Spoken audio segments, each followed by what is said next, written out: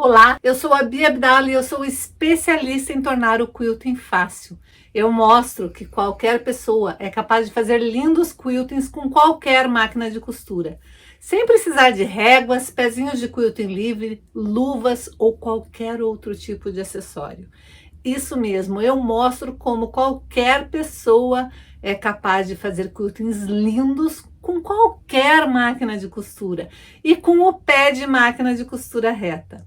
Já pensou você conseguindo fazer quiltings maravilhosos como este daqui, como este daqui, como este daqui, em um curto espaço de tempo?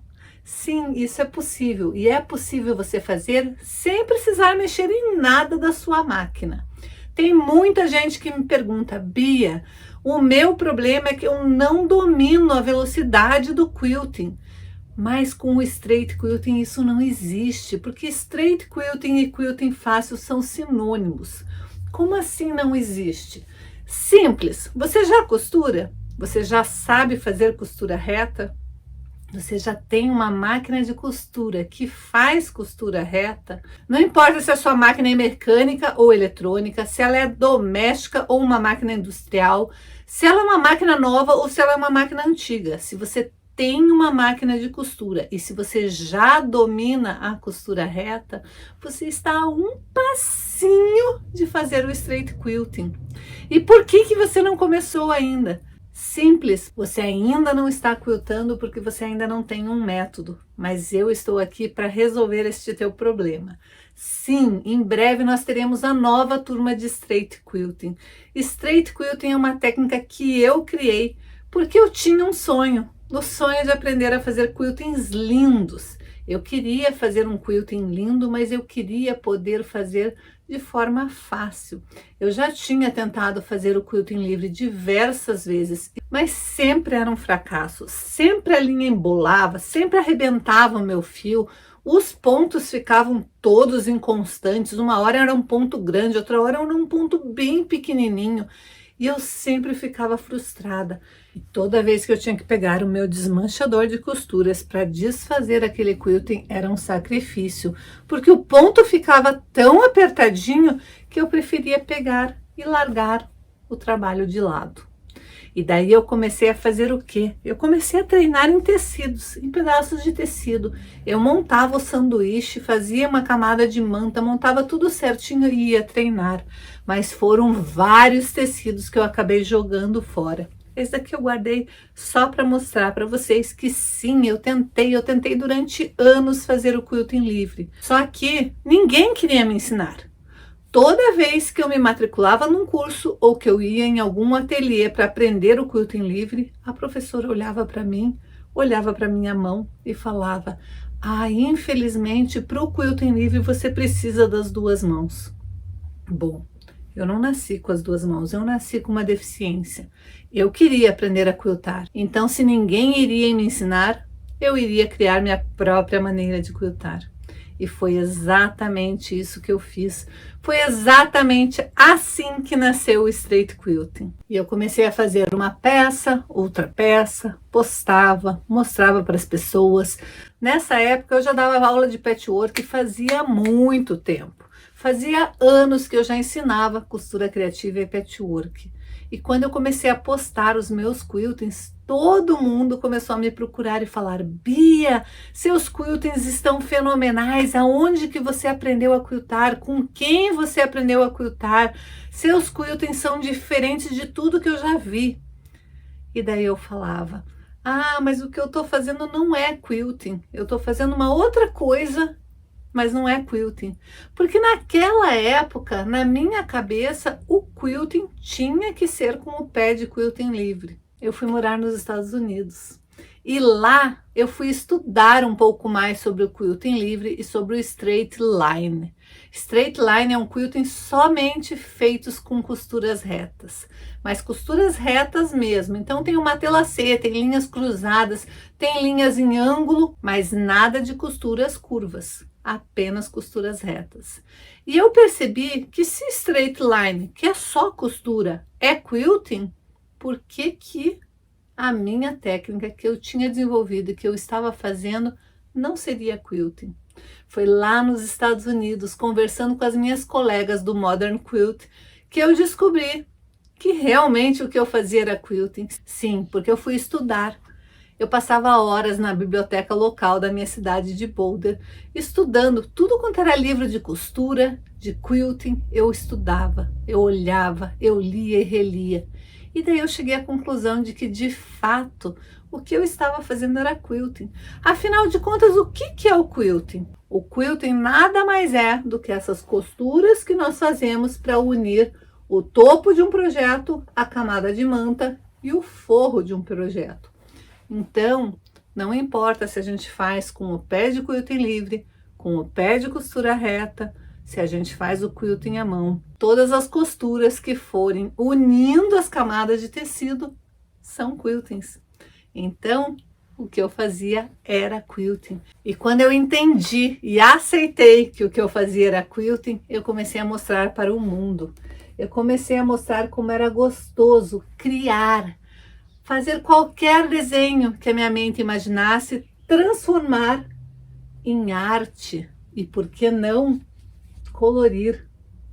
Eu comecei a perceber que os meus quiltings tinham um diferencial. Eu comecei a perceber que a minha técnica, que a minha maneira de quiltar era libertadora.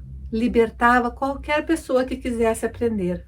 Sim, naquele momento eu percebi que a minha jornada era muito maior, que eu precisava ensinar, porque eu sabia que, assim como eu, existiam milhares de outras pessoas que tinham a mesma dificuldade. A dificuldade não estava por eu ter nascido com uma deficiência física, a dificuldade era porque o quilting livre realmente é difícil. Tem um monte de regras, tem um monte de truques, tem um monte de macetes, de coisas que você precisa fazer e que ninguém te conta. Uma delas é, ninguém te conta que você precisa regular a sua máquina para quiltar. Sim, você escuta, você vê todo mundo dizendo que é só colocar o pezinho de quilting livre, que você só precisa de técnica e um pouquinho de treino. Mas na verdade não é isso.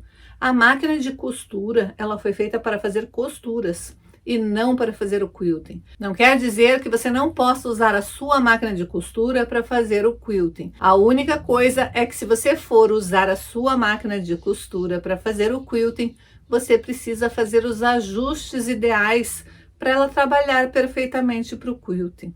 Sim, as máquinas hoje em dia elas são modernas, até mesmo as máquinas antigas. Se você conseguir adaptar o pezinho de quilting livre, isolar os dentinhos, você consegue fazer o quilting livre nas máquinas antigas. Mas antes você precisa fazer o ajuste ideal, para não fazer mocoiô, para não fazer nada embolado embaixo. Mas é muito mais complicado. Por que você vai complicar se você pode simplificar? O que eu faço, ninguém faz. O que eu faço com as minhas alunas, a transformação que eu faço na vida delas, ninguém faz. Por quê? Porque as pessoas hoje em dia não têm tempo, não querem ter tempo para compartilhar. Mas eu quero. Essa é a minha missão de vida. Esse é o meu propósito, ajudar todo mundo que quiser ser ajudado. Todo mundo que quiser aprender a quiltar, eu ensino, e eu ensino com muito amor. E por que eu faço isso? Simples, porque eu sofri quando ninguém quis me ensinar. Eu sofri tendo que aprender sozinha. Foram anos treinando e tentando, até eu me sentir segura de dizer, hoje eu quilto qualquer coisa. Hoje eu posso fazer qualquer projeto de quilting. Hoje eu consigo ensinar qualquer pessoa a quiltar. Tanto que hoje eu estou aqui para te dizer que você é capaz.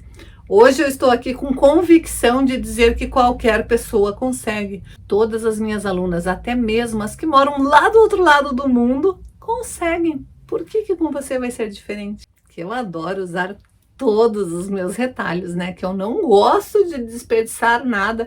Já falei isso inúmeras vezes, por vários motivos. Primeiro, porque eu paguei por cada pedacinho de tecido meu, cada pedacinho de manta, cada pedacinho de tudo.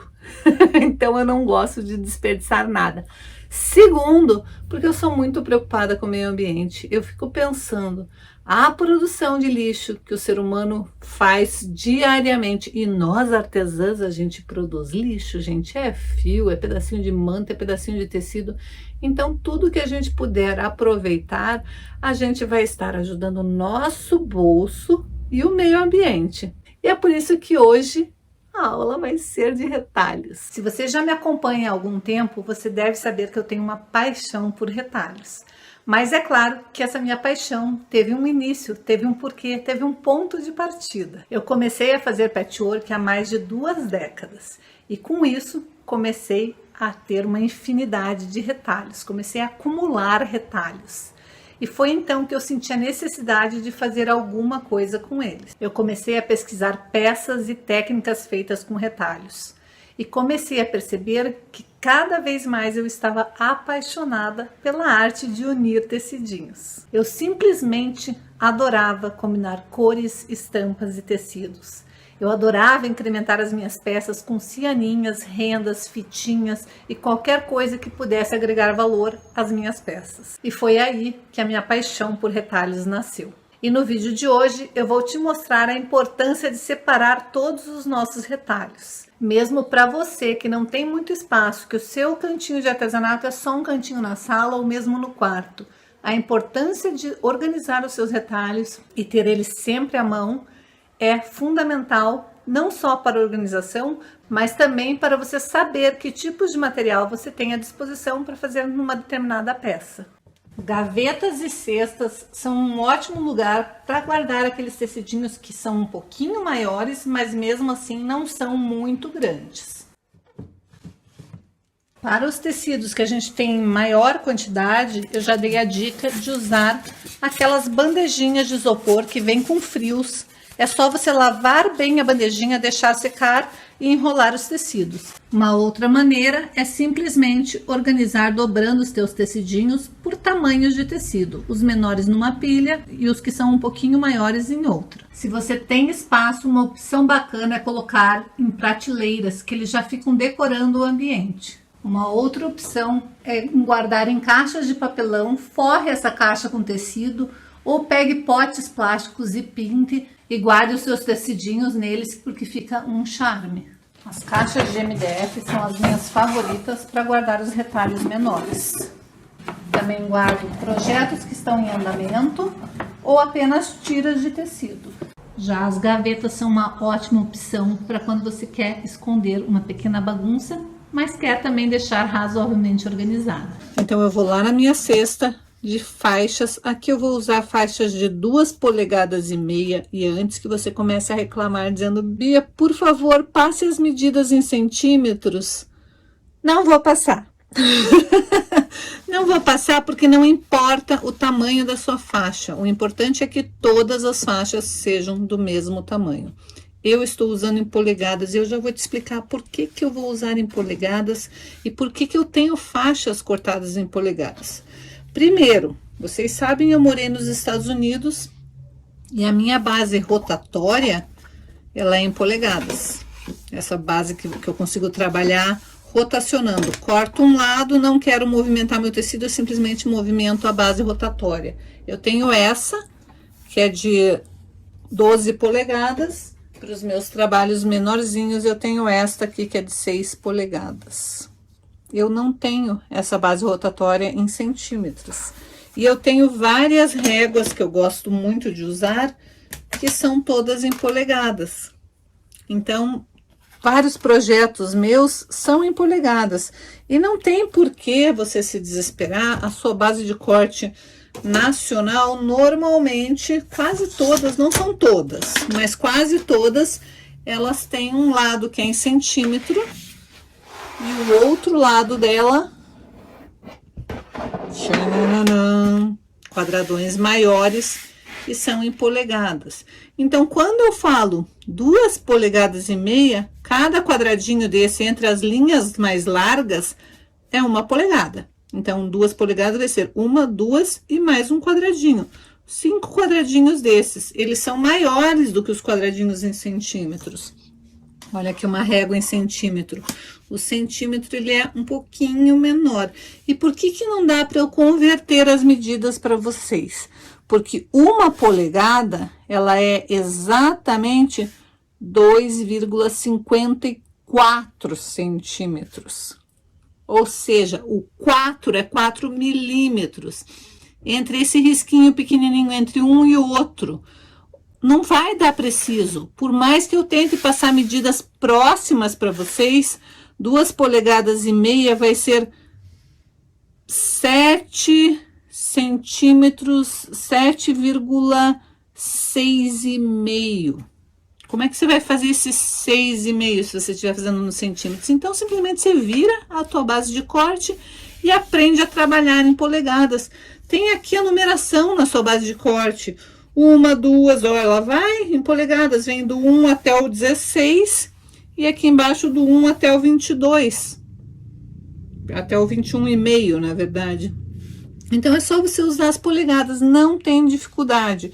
E aqui ainda tem as medidas menorzinhas aqui, que é para 1/4 de polegada, para 3/8, mas eu não vou passar medidas em polegadas para vocês não surtarem, mas só para vocês entenderem por que que eu trabalho bastante com polegadas. Outra coisa, eu tenho muitas revistas americanas, e quando eu quero replicar algum projeto que já está pronto, para não ficar calculando, eu simplesmente corto em polegadas e pronto. Se você quiser realmente se libertar do medo de polegadas, você tem que começar a tentar trabalhar com polegadas. Então, aqui, como eu disse, eu vou para minha caixinha, e aqui eu só tenho faixas de vários tamanhos diferentes, faixas que inclusive eu já usei aqui, ó. Então, tem corte em ângulo. Essas todas que estão aqui são já nos tonzinhos que eu quero trabalhar, e eles são todas faixas de 2,5 polegadas. O que que você tem que entender no seu projeto quando você vai trabalhar, independente de ser em polegadas ou em centímetros? É quanto que a sua costura vai comer. Por exemplo, essas minhas faixas tinham todas elas 2,5 polegadas, mas depois de costurada, quando eu costuro dos dois lados, ela fica com 2 polegadas. Então, você tem que entender exatamente. Eu costurei com um pezinho de máquina de 1/4 de polegada, que é um pezinho bem pequenininho. Então, o que que você tem que se preocupar num projeto? O tamanho da sua faixa, não importa qual vai ser a sua faixa, qual a largura da sua faixa, o tamanho do seu pezinho de máquina, quanto que ficou o tamanho final depois de costurado. São esses detalhes que vão fazer a diferença para você conseguir montar um projeto qualquer.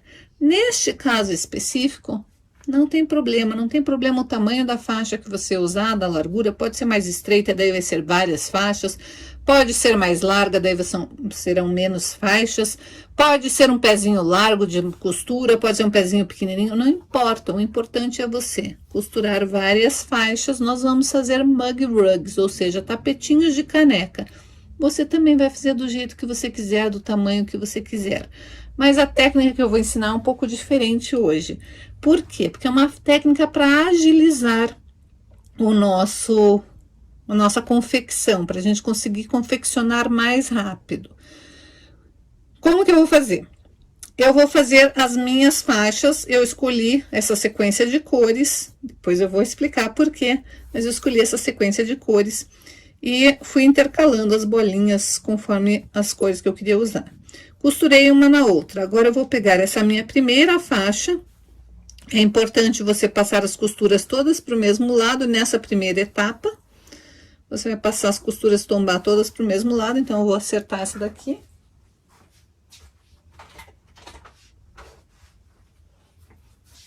Então, tá desta maneira.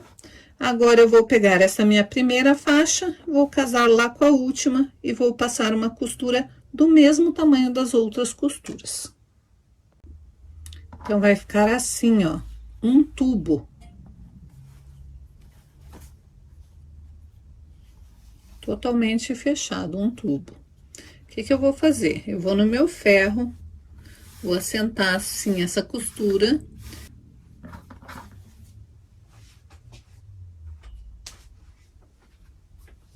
E agora eu vou alinhar. Como que eu vou fazer isso? Eu vou passar essa parte dobrada ou essa parte de cima, tanto faz, alinhar com uma das linhas da base de corte e vou refilar ali a extremidade. Então, eu vou trazer mais na beiradinha possível, lembrando de deixar aqui bem alinhadinho. E daí eu vou cortar este primeiro excesso aqui, ó. Eu tenho que estar com este tecido alinhado.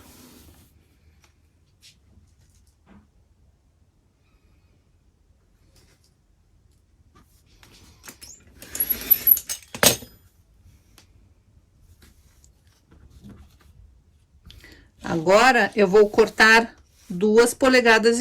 Por quê? Porque a minha faixa era de 2,5 polegadas. Então, se você estiver fazendo com uma faixa de 5 centímetros, você vai cortar 5 centímetros. Se você estiver fazendo com uma de 8 centímetros, você vai cortar 8 centímetros. Esta parte que eu vou fatiar agora tem que ser do tamanho que eram as minhas faixas originalmente.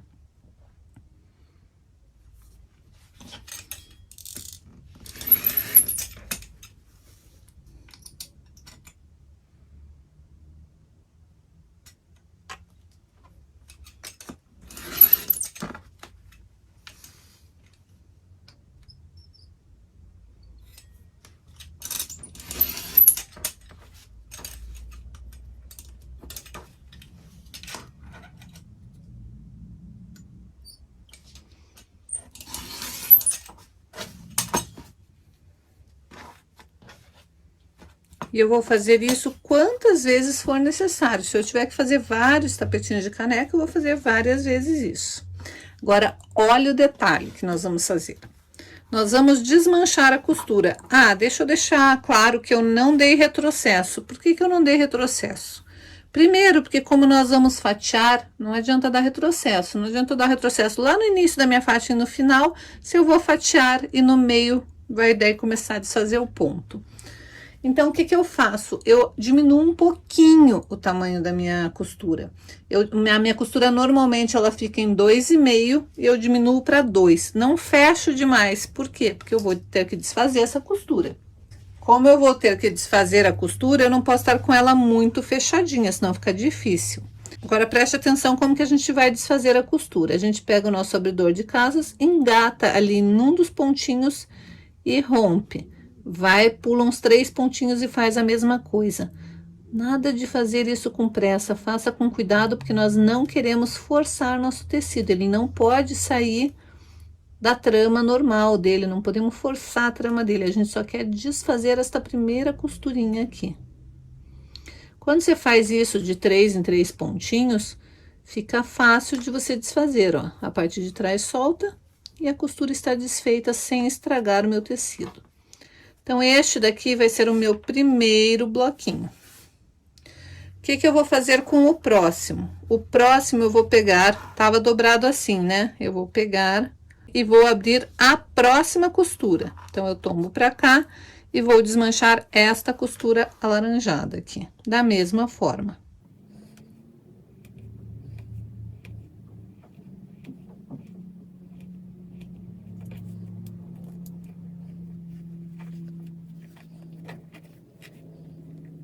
Agora, nós temos que vir e pular 2 costuras. Eu vou pular o amarelo, vou pular o alaranjado e vou desmanchar entre o alaranjado e o azul.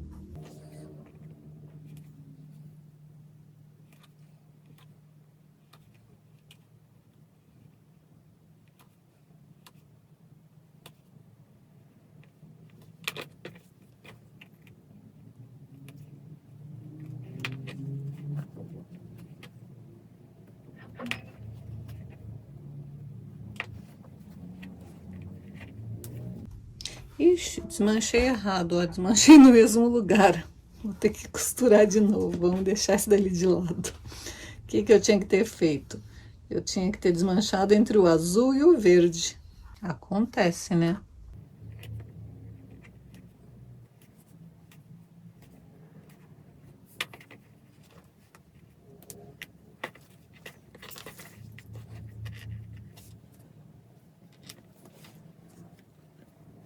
Então, eu vou costurar de novo esse daqui que eu fiz bobagem.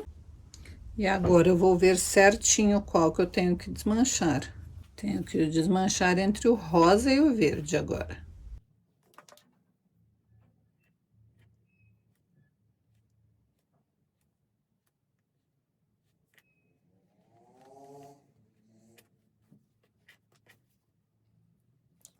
Notem que legal que fica.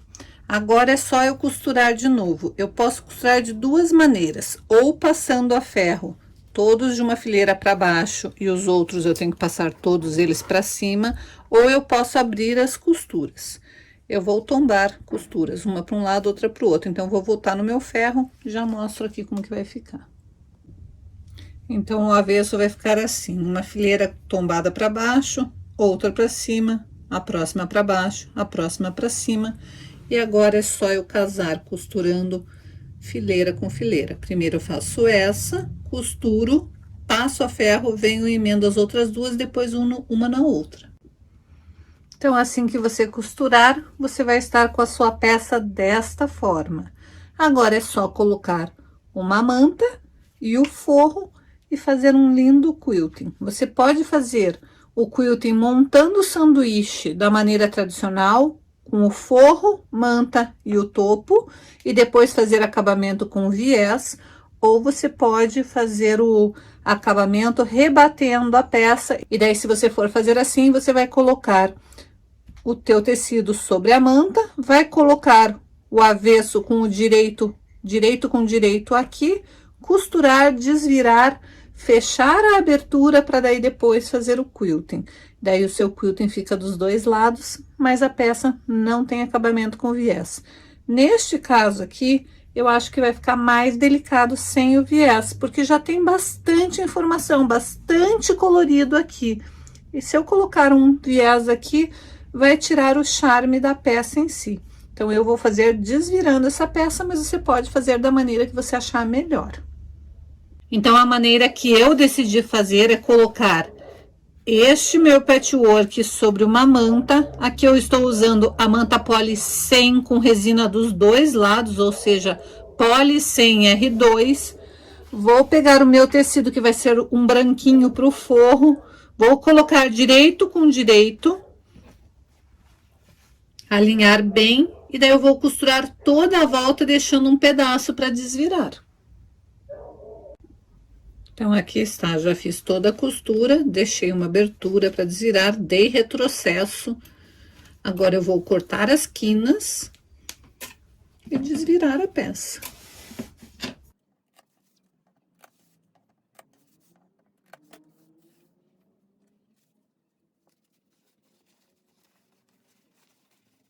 Eu gosto de iniciar desvirando as 4 pontinhas, então eu pego, desviro a pontinha,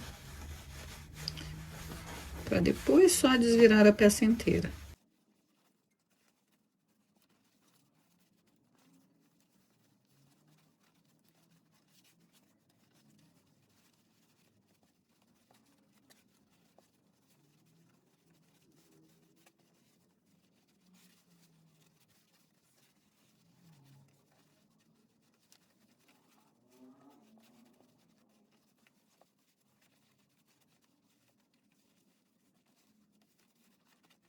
Agora, sentar bem a ferro, para daí fechar e fazer o quilting. Então, por enquanto, está assim. Fechei a minha abertura. E rebati uma costura em toda a volta. Agora, eu vou bolar um lindo quilting, para valorizar ainda mais essa minha peça. Eu espero que você tenha gostado da aula de hoje. Espero que você aproveite seus retalhos para fazer lindos quiltings.